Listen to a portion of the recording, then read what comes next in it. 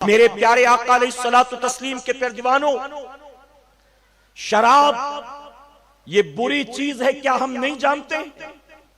بلکہ جو نان مسلم شراب پیتے ہیں ان سے پوچھو کیا تمہیں نہیں پتا شراب یہ کتنی بری چیز ہے؟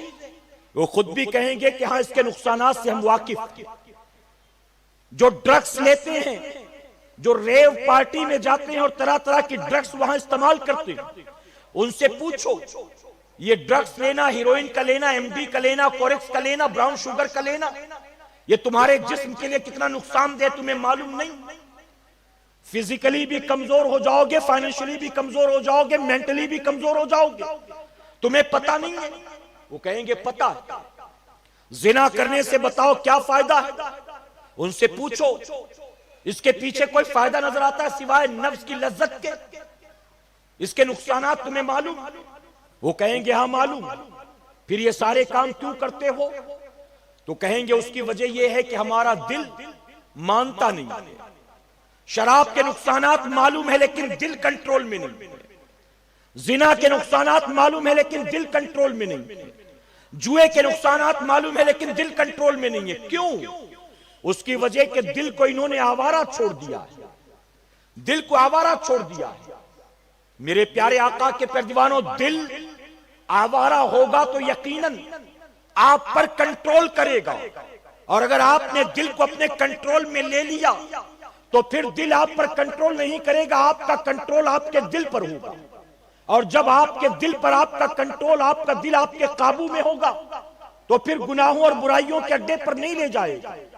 حضور اکرم صلی اللہ علیہ وسلم مدینہ منورہ کی گلیوں سے گزر رہے تھے، آپ نے دیکھا کچھ نوجوان ایک بھاری بھرکم پتھر کو دھکا دینے کی کوشش کر رہے ہیں۔ حضور اکرم صلی اللہ علیہ وسلم نے فرمایا اس پتھر کو دھکا کیوں دیتے ہو، مقصد کیا؟ تو انہوں نے عرض کیا یا رسول اللہ صلی اللہ علیہ وسلم، ہم یہ جاننا چاہتے ہیں کہ ہم میں طاقتور کون؟